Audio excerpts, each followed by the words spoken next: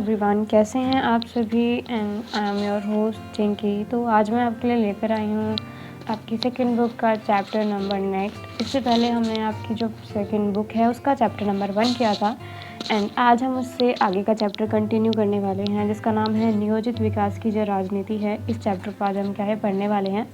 तो ये जो चैप्टर है मैंने बताया था आपको पहले भी कि जो बड़े चैप्टर्स होते हैं उनको पढ़ने में हमें कहीं ना कहीं बहुत ज़्यादा आलस आता है और बड़ी वीडियोस हमको बोरिंग लगने लग जाती है और हमारा समझने का मन नहीं करता। तो सेम चीज़ मैंने इसमें भी दोहराई है कि हम क्या करने वाले हैं, हम इस वीडियो को 2 पार्ट में डिवाइड करके कवर करेंगे ताकि हमें बर्डन ना लगे, चैप्टर जल्दी कवर हो जाए। छोटी छोटी वीडियोस के अंदर इस चैप्टर को हम क्या है कवर कर लेंगे। तो आज जो हमारी वीडियो है ये इसका पार्ट नंबर 1 है जिसमें हम देखेंगे कि विकास का मतलब क्या होता है, विकास किस तरह का मीनिंग है हमारे भारत के लिए। जब हमारा भारत आज़ाद हुआ था उस टाइम पे भारत के लिए जो हमारा विकास है, डेवलपमेंट है, वो किस तरह से होना चाहिए, हमने कौन सी नीति अपनाई थी, तो वही सब हम देखने वाले हैं इसमें। ये मैंने आपको बताया कि हमारा जो चैप्टर है चैप्टर नंबर 2 है हमारा शायद ये पुरानी बुक में, तो उसका पार्ट 1 करेंगे। नेक्स्ट वीडियो में मैं आपको इसका पार्ट 2 करवा दूँगी ताकि हमें दोनों वीडियोस को एक साथ कवर ना करना पड़े। तो चैप्टर बहुत लंबा हो जाएगा, वीडियो भी बड़ी हो जाएगी और समझने में हमें बहुत ज़्यादा आलस टाइप का आएगा। तो सीबीएसई ने जो हमें टॉपिक्स दे रखे हैं इस चैप्टर को पढ़ने के लिए वो हैं the changing nature of Indian economic development planning commission and 5 year plan, जो आपका 5 वर्षीय योजना है। आपका फिर नेशनल डेवलपमेंट काउंसिल है जो एनडीए है वो क्या है, और जो आपका नीति आयोग है इसको बदल के अब योजना आयोग बना दिया गया है।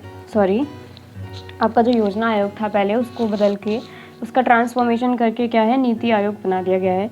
तो ये टॉपिक्स हमें पढ़ने हैं, ज़्यादा बड़े टॉपिक्स नहीं हैं, बहुत ज़्यादा टॉपिक्स नहीं हैं, इनके बारे में हमें पढ़ना है सिर्फ, दैट्स ऑल। हमारी वीडियो के लिए मतलब सीबीएसई ने हमें इस चैप्टर के लिए ये टॉपिक्स दिए हैं, वो इसी टॉपिक्स में से आपका क्या है जो आपका एनुअल एग्ज़ाम आएगा उसके क्वेश्चंस बना के आपको देंगे। तो लेट्स स्टार्ट।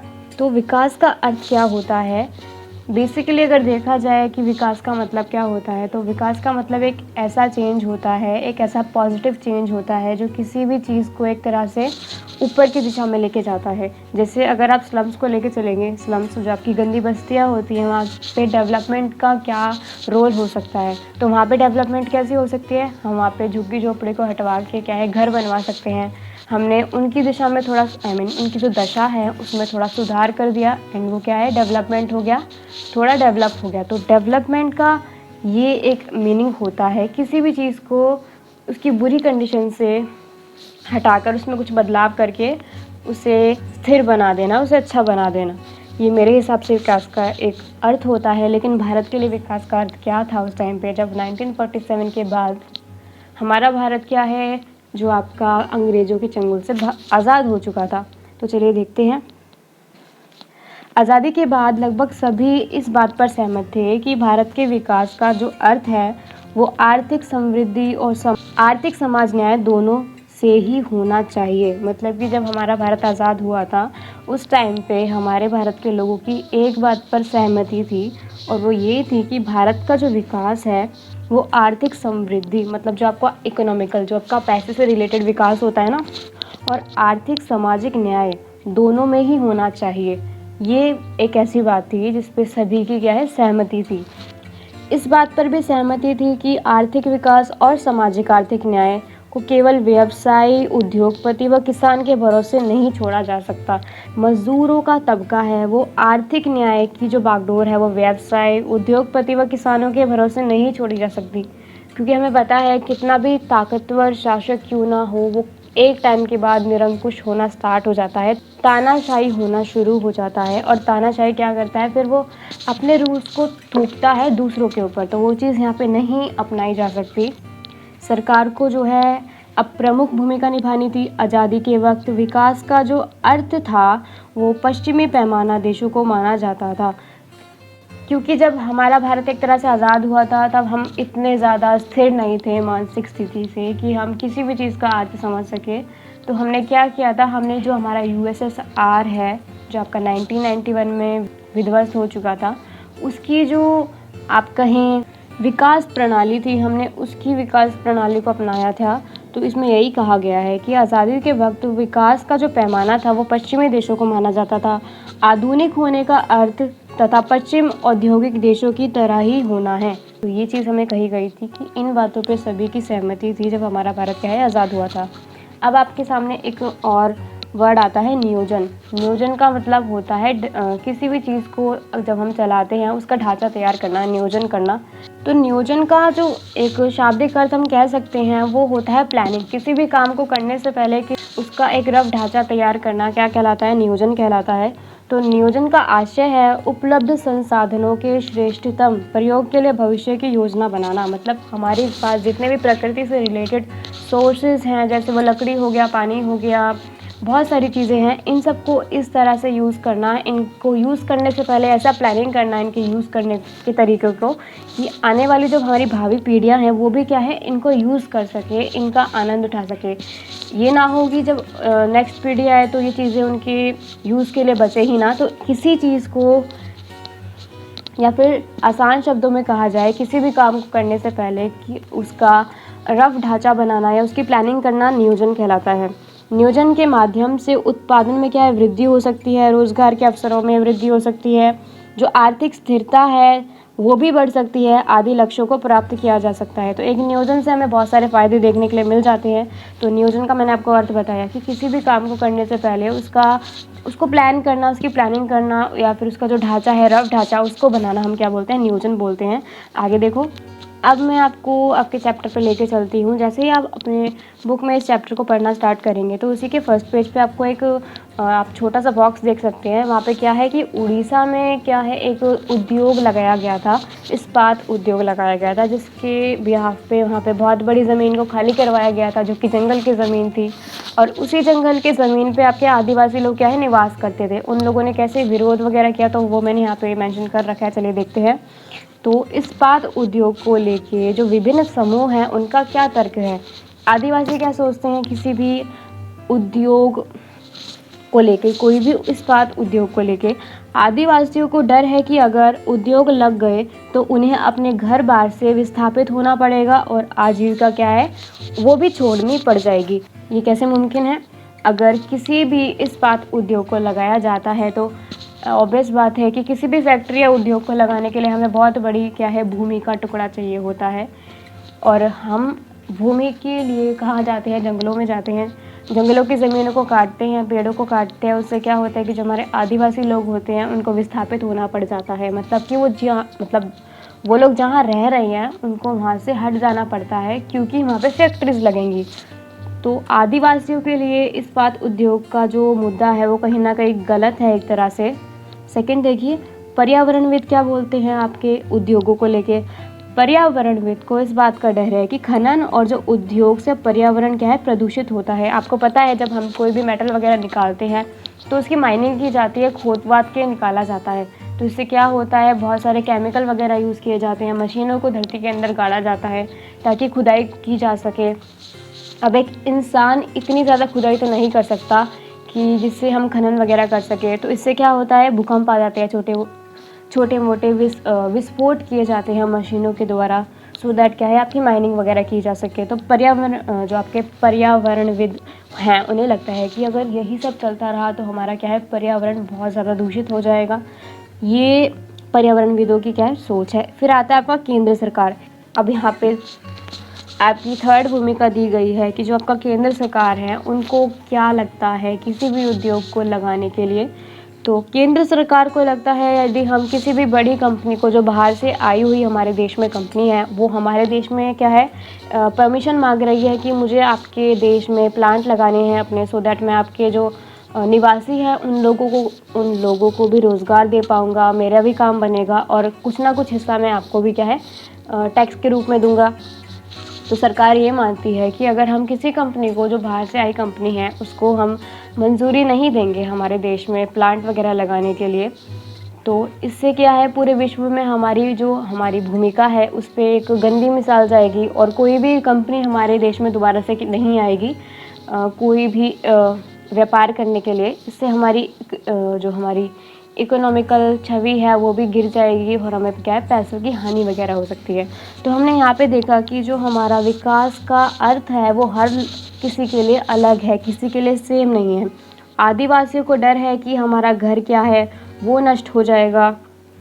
पर्यावरणविद सोचते हैं कि जो हमारा पर्यावरण है वो प्रदूषित हो जाएगा। केंद्र सरकार सोचती है कि हमारे देश को पैसों की हानि हो सकती है। तो ये 3 चीज़ें मैंने आपको बताई कि किसी भी इस्पात उद्योग को लगाने से पहले इन किसी भी वर्ग की क्या है तर्क क्या हो सकते हैं, उनकी क्या सोच हो सकती है इसके पीछे। तो चलिए आगे देखते हैं। इस्पात की विश्वव्यापी मांग बढ़ी तो निवेश के लिहाज से उड़ीसा एक महत्वपूर्ण जगह के रूप में उभरा। आपको पता है कि हमारे उड़ीसा में बहुत ज़्यादा कीमती चीज़ें पाई जाती हैं वहाँ पे, भले वो गैस हो कुछ भी हो। अब बात आती है हमारे उड़ीसा की। जब इस्पात की मांग बढ़ी तो निवेश के आधार पर हमारा जो उड़ीसा है, राज्य है, भारत का एक राज्य है, उसकी क्या है मांग बढ़ी, निवेश की मांग बढ़ी। तो जो हमारा उड़ीसा राज्य है वो एक महत्वपूर्ण राज्य के रूप में क्या है उभर कर सामने आया। उड़ीसा में क्या है आपको लौह जो अयस्क हैं इसके विशाल भंडार देखने के लिए मिल जाएंगे। उड़ीसा सरकार ने लौह अयस्क की मांग को पूरा करना चाहा और क्या है जो अंतर्राष्ट्रीय कंपनियां वगैरह होती है, एमएनसीज वगैरह होती है, उनको उड़ीसा में अपने प्लांट वगैरह लगाने की क्या है एक तरह से परमिशन दे दी। उसके बाद क्या होता है अंतर्राष्ट्रीय और राष्ट्रीय इस्पात निर्माताओं के साथ सहमति पत्र पर क्या है हस्ताक्षर हो गए कि हाँ आप यहाँ पे अपने उद्योगों को लगा सकते हैं। इससे पूंजी निवेश भी बढ़ेगा और इससे क्या है रोजगार के अवसर भी बढ़ेंगे हमारे युवाओं के लिए। ये चीज़ एक ठीक थी कि हमारे भारत को कहीं ना कहीं उस टाइम से मतलब है कि जब कोई भी कंपनी हमारे देश में आके इन्वेस्ट करेगी तो आम सी बात है हमें भी कुछ ना कुछ मुनाफा तो मिलेगा ही। वो लोग अगर हमारी भूमि पर काम करेंगे तो हमें उसके लिए वो टैक्स देंगे और वो जो टैक्स है हमारी कहीं ना कहीं सरकार के पास जाएगा और सरकार हमारे क्या है विकास के कार्य में उन पैसों को लगाएगी। लेकिन ये तो रही सरकार की भूमिका कि अगर कोई कंपनी हमारे यहाँ पर आके कहीं ना कहीं अगर उद्योग लगाएगी तो उसे यहाँ पे इस तरह का फ़ायदा होगा। लेकिन जो वहाँ के आदिवासी समूह है, जो लोग हैं, उनको वहाँ से निष्कासित कर दिया जाएगा, उनको उनके घर से बेदखल कर दिया जाएगा। ये कहा जाएगा कि आप अपनी भूमि के बदले पैसे ले लीजिए और यहाँ पे क्या है अब एक नई फैक्ट्री बनेगी तो आपको कहीं और जाके रहना पड़ेगा। इससे क्या होगा कि वो लोग अपना घर छोड़ देंगे, वहाँ पे जो भी उनकी आजीविका के सोर्सेज वगैरह है वो भी उनको छोड़ के कहीं और जाना पड़ेगा। अब आपके सामने आता है कि उद्योगों को लेकर जो आपका राजनीतिक टकराव है वो किस तरह से है। कोई भी फैसला लेने से पहले विशेषज्ञों की सलाह लेना बहुत ज़्यादा ज़रूरी होता है, भले ही वो किसी भी क्षेत्र में काम क्यों ना किया जा रहा हो। अर्थशास्त्री, पर्यावरणविद की भी सलाह ले और जनता से भी पूछा जाए कि हम इस स्टेट में ये कंपनी के क्या है प्लांट लगवाने की परमिशन देना चाहते हैं, क्या आप हमारे मुद्दे पे सहमत हैं नहीं हैं। यही बात होती है जब सरकार को कोई भी बाहर से एक तरह से ऑफ़र मिलता है कि हमें आपके देश में इन्वेस्ट करना है, तो सबसे पहले सरकार को उनको मंजूरी नहीं देनी चाहिए। वहाँ के लोगों से पूछना चाहिए, एक्सपर्ट की सलाह लेनी चाहिए, ताकि बाद में होने वाले नुकसानों से हम पहले ही परिचित हो कि अगर हमने ये चीज़ करी तो बाद में इसका रिज़ल्ट ये हो सकता है। अंतिम फैसला क्या है वो राजनीतिज्ञों का ही होता है। सबकी सलाह लेके जो लास्ट में आप कह सकते हैं कि आउटपुट निकलेगा वो एक तरह से क्या है राजनीतिज्ञों का ही हो सकता है। किसी भी सरकार को कोई भी उद्योग अपने देश में लगवाने से पहले क्या क्या चीज़ें फॉलो करनी चाहिए। आगे देखिए, आज़ाद भारत के सामने विकास के क्या है 2 मॉडल शामिल थे। पहला था आपका पूंजीवादी मॉडल और सेकंड था आपका समाजवादी मॉडल। अब पूंजीवादी मॉडल और समाजवादी मॉडल में क्या फ़र्क है मैं आपको बताती हूँ। पूंजीवादी अर्थव्यवस्था से मतलब है एक ऐसी आर्थिक प्रणाली जिसमें उत्पत्ति की सभी साधनों पर निजी व्यक्तियों का अस्तित्व व नियंत्रण होता है तथा आर्थिक क्रियाकलापों का संचालन निजी हित व लाभ प्रेरणा के उद्देश्य से किया जाता है। इसका कहने का मतलब है कि पूंजीवादी जो आपकी अर्थव्यवस्था होती है उसमें किसी भी सामान पे क्या है पूरे समाज का हक नहीं होता, किसी पर्टिकुलर इंसान का क्या है कंट्रोल होता है और जो इसका संचालन है वो सिर्फ और सिर्फ आपका लाभ के लिए किया जाता है, फ़ायदे के लिए किया जाता है। तो ये आपकी होती है पूंजीवादी व्यवस्था। और समाजवादी जो आपकी व्यवस्था होती है, इसका मतलब होता है कि किसी भी चीज़ पर सरकार का नियंत्रण होगा, किसी एक व्यक्ति का नियंत्रण नहीं होगा। तो भारत के सामने क्या है, पहले जब वो आज़ाद हुआ था उसके सामने दो मॉडल थे। पहला आपका पूंजीवादी था, जिसमें किसी एक ही इंसान के पास पूरा सबका क्या है कंट्रोल होगा, एंड जो आपका समाजवादी है उस पे सरकार का पूरा क्या है नियंत्रण होगा। मतलब कि पूरा समाज उस पे क्या है एक तरह से नियंत्रण कर सकता है, वो किसी एक इंसान के लिए यूज़फुल नहीं होगा। भारत में दोनों मॉडल से कुछ महत्वपूर्ण चीज़ों को ले लिया गया और एक नई व्यवस्था को अपनाया गया, जिसे मिश्रित अर्थव्यवस्था का नाम दिया गया। तो भारत ने चालाकी दिखाई और क्या किया, भारत ने पूंजीवादी जो आपका अर्थव्यवस्था वाला मॉडल है उसमें से कुछ सब पॉइंट निकाल लिए जो उसे अच्छे लगे, एंड समाजवादी अर्थव्यवस्था से भी कुछ पॉइंट निकाल लिए जो उसे अच्छे लगे। फिर इन दोनों पॉइंट्स को उसने क्या है मर्ज कर दिया और एक नई मिश्रित अर्थव्यवस्था बनाई, जिसको बाद में भारत ने क्या है अपना लिया। तो भारत ने क्या है यही वाली हमारी अर्थव्यवस्था को अपनाया था, जिसका नाम है आपका मिश्रित अर्थव्यवस्था। अब आपके सामने एक समूह आता है जिसको हम वामपंथी बोलते हैं। वामपंथी का मतलब होता है राजनीति के उस पक्ष या विचारधारा को कहते हैं जो समाज को बदलकर उसमें अधिक आर्थिक और जातीय समानता लाना चाहते हैं। इस विचारधारा में समाज के उन लोगों के लिए सहानुभूति जताई जाती है जो किसी भी कारण से अन्य लोगों की तुलना में पिछड़ गए हों या शक्ति विहीन हो गए हों। एक तरह से ये जो सोच है ये उन लोगों को सिक्योरिटी देती है जो कहीं ना कहीं सरकार की बहुत सारी पॉलिसीज से एक तरह से महरूम रह जाती हैं। दलित वगैरह जो आपके होते हैं, मतलब पिछड़े हुए लोग, तो इस सोच को मानने वाले लोगों को हम क्या बोलते हैं, वामपंथी। तो इनके बारे में क्या कहा गया है। अब दक्षिणपंथी क्या होते हैं। दक्षिणपंथी उसे कहा जाता है जो पक्ष विचारधारा को जो सामाजिक स्तरीकरण या सामाजिक समानता को अपरिहार्य या प्राकृतिक सामान्य या आवश्यक मानते हैं। मतलब कि जो कि आपके बाजार मूलक जो नीतियाँ होती हैं उन्हें मानते हैं, उन्हें हम बोलते हैं दक्षिणपंथी। तो वामपंथी और दक्षिणपंथी विचारधारा के बीच में हमें क्या बताना है, इसमें गरीब व पिछड़े लोगों की क्या है तरफदारी की जाती है। वामपंथी के लिए बताया जा रहा है कि जो आपकी ये वाली विचारधारा है इसमें गरीब व पिछड़े लोगों की क्या है तरफदारी की जाती है। यह कहा जाता है कि सरकार को ऐसी नीतियाँ बनानी चाहिए जिससे क्या है गरीबों को फ़ायदा हो। गरीबों के हितों को ध्यान में रखकर विकास की नीतियाँ अपनानी चाहिए ताकि कोई भी ऐसा वर्ग ना हो जो सरकार की फैसिलिटीज़ से क्या है एक तरह से महरूम रह जाए। देन आपका आता है दक्षिणपंथी। दक्षिणपंथी क्या होते हैं वो देख लेते हैं। खुली स्पर्धा, मतलब जब का कंपटीशन होता है और बाजार मूलक अर्थव्यवस्था हो और सरकार अर्थव्यवस्था में हस्तक्षेप ना करे। किसी भी इंसान को अगर पैसे कमाने हैं तो उसमें क्या है कोई भी सरकार अपनी दखल नहीं देगी, उसमें कोई भी उसे क्या है रियायत नहीं देनी पड़ेगी। खुली प्रतिस्पर्धा होगी, मतलब जब का कंपटीशन होता है वो पूरा होगा और जो आपकी बाजार मूलक अर्थव्यवस्था है इसको लागू किया जाएगा। इससे क्या है जो आपका पूंजीवाद है इसमें हम जो आपकी दक्षिणपंथी विचारधारा है इसमें हम पूंजीवाद को क्या है बहुत ज़्यादा बेहतर मानते हैं। इसमें कहा जाता है कि सरकार को व्यापार के नियम और ज़्यादा आसान बनाने चाहिए। तो ये आपकी दो विचारधाराएं थी जिसके बारे में मैंने आपको बताया। पहली आपकी थी क्या, वामपंथी। वामपंथी वो होती है जो कि गरीबों के हितों के लिए कार्य करती है, सोचती है कि सरकार को वो पॉलिसीज़ लानी चाहिए जिससे गरीब को क्या है फ़ायदा हो। एंड देन सेकंड आपकी थी दक्षिणपंथी। दक्षिणपंथी वो लोग होते हैं जो एक तरह से खुली प्रतिस्पर्धा और जो आपका बाजार मूलक अर्थव्यवस्था है इसको कहीं ना कहीं बहुत ज़्यादा पक्ष देते हैं, सपोर्ट देते हैं और ये कहते हैं कि जो पूंजीवादी व्यवस्था है वो बहुत ज़्यादा बेहतर है। सरकार को हमेशा व्यापार के लिए आसान नियम और कानून बनाने चाहिए। तो ये दो क्या है आपकी विचारधाराएं थी।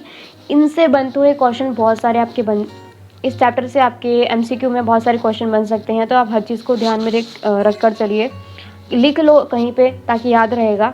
फिर आपका नेक्स्ट आता है योजना आयोग। अब योजना आयोग क्या था वो भी देख लेते हैं। जो आपका भारत का योजना आयोग था उसका काम था भारत सरकार की एक ऐसी संस्था जिसमें प्रमुख कार्य पंचवर्षीय योजना बनाना था। तो जो आपका योजना आयोग था वो किस लिए बनाया गया था, हमारा जो योजना आयोग था वो पंचवर्षीय योजनाओं को बनाया करता था, उन्हें लागू भी किया करता था। ये आपका 1950 में बना था। योजना आयोग पंचवर्षीय क्या है योजनाएं बनाता था। इसके जो प्रथम अध्यक्ष थे वो आपके पंडित जवाहरलाल नेहरू और योजना आयोग के अध्यक्ष प्रधानमंत्री होते हैं। इसमें बताया गया है कि जो इसके प्रथम अध्यक्ष थे वो पंडित जवाहरलाल नेहरू थे एंड जो इसका आयोग, जो ये आयोग है, इसका जो अध्यक्ष होता है, प्रमुख होता है, चेयरमैन होता है, वो कौन होता है? मतलब किसी भी देश का प्रधानमंत्री होता है। तो हमारे उस टाइम पे कौन थे? जवाहरलाल नेहरू हमारे पहले प्रधानमंत्री थे। मंत्रिमंडल की मंजूरी के बाद इसकी क्या है? सिफारिशें लागू होती है। लेकिन अब क्या है, इसको कहीं ना कहीं निष्कासित कर दिया गया है। इसमें थोड़ा सा ट्रांसफॉर्मेशन मार के नीति आयोग का इसे क्या है, फेज दे दिया गया है, जो कि आपका 1 जनवरी 2015 में क्या है, लागू किया गया था। 1 जनवरी 2015 में योजना आयोग का नाम बदलकर नीति आयोग कर दिया गया। इसके अध्यक्ष प्रधानमंत्री होते हैं। वर्तमान में जो इसके अध्यक्ष हैं वो नरेंद्र मोदी जी हैं। जो आपका NITI, इसका फुल फॉर्म है नीति आयोग का, वो है national institution for transforming India. आप देख रहे हैं कि जो आपका योजना आयोग था, पहले जो पंचवर्षीय योजना बनाता था, आपका 5 ईयर प्लान्स बनाता था, उसी में थोड़ा सा ट्रांसफॉर्मेशन करके उसके नाम वगैरह में चेंज लाकर उसको नया नाम दिया गया, जो कि नीति आयोग है। उसका फुल फॉर्म है national institution for transforming India. तो ये हमारा क्या था? नीति आयोग। ये छोटे छोटे टॉपिक है, बहुत बड़े टॉपिक्स नहीं है, लेकिन फिर भी आप इनको कवर कर लेना, क्योंकि इनसे हो सकता है आपको एक अलग अलग क्वेश्चन देखने के लिए मिल जाए। 3 नंबर का क्वेश्चन आ सकता है, तो इन पे थोड़ा आप ध्यान दीजिए। देन सेकंड आपका एक और टॉपिक है, वो है बॉम्बे प्लान। 1944 में उद्योगपतियों का एक समूह एकजुट हुआ। समूह ने देश के नियोजित अर्थव्यवस्था को चलाने का प्रस्ताव रखा, जिसे क्या है, हमने बॉम्बे प्लान का नाम दिया। सिंपल सी बात ये है कि 1944 में जो आपके उद्योगपति हैं, उनका एक बहुत बड़ा क्या है, गुट एक तरह से एकजुट हुआ और उन्होंने क्या कहा कि देश में नियोजित अर्थव्यवस्था को चलाने का प्रस्ताव रख दिया उन लोगों ने। तो इसी को हमने क्या कह दिया? बॉम्बे प्लान। तो याद रख लेना कब का है? 1944 का। बॉम्बे प्लान का जो मुख्य उद्देश्य था वो ये था कि सरकार औद्योगिक और अन्य आर्थिक निवेश के क्षेत्र में बड़े कदम उठाए। तो ये क्या है, इसके उद्देश्य थे। 1944 में उद्योगपतियों का एक क्या है, समूह एकजुट हुआ और उन्होंने एक प्रस्ताव रखा, और वो ये प्रस्ताव था कि हमारा जो नियोजित अर्थव्यवस्था है, इसको चलाने का प्रयास थोड़ा अच्छा किया जाए। यही हमारा प्रस्ताव था और इसी को हमने क्या है, बॉम्बे प्लान का नाम दिया इसका हमें। और मैंने आपको इसका उद्देश्य भी बता दिया है कि इसका उद्देश्य ये था, सरकार औद्योगिक और अन्य आर्थिक निवेश के क्षेत्र में बड़े कदम उठाए। तो ये हमारा नीति आयोग था। अब आता है नियोजन। नियोजन एक निश्चित अवधि में देश के विकास के लिए जो योजना बनाई जाती है, उसे नियोजन कहते हैं। ये बुक की लैंग्वेज है। वैसे जो नियोजन की एक्चुअल में आपका एक्सप्लेनेशन होती है, उसका मतलब होता है, वो होती है प्लानिंग। तो ये तो हमारा हो गया आज का पहला पार्ट, हमारे चैप्टर का पार्ट नंबर 1। सेकंड पार्ट में मैं आपको ये पूरा चैप्टर कवर करा दूँगी। मैं होप करती हूँ कि आपको मेरा समझाया हुआ अभी तक का समझ में आया होगा और अच्छा लगा होगा। अगर अच्छा लगा है तो very very thank you and thanks for watching, क्योंकि आपने मेरी वीडियो लास्ट तक देखी। और बने रहिए मेरे साथ। आने वाले टाइम में मैं आपको इसी पार्ट का इसी चैप्टर का नेक्स्ट पार्ट करवाने वाली हूँ। तो तब तक के लिए रहे तैयार। Stay tuned with us. मिलती हूँ मैं आपको एक नए वीडियो के साथ। तब तक के लिए टेक केयर, बाय बाय।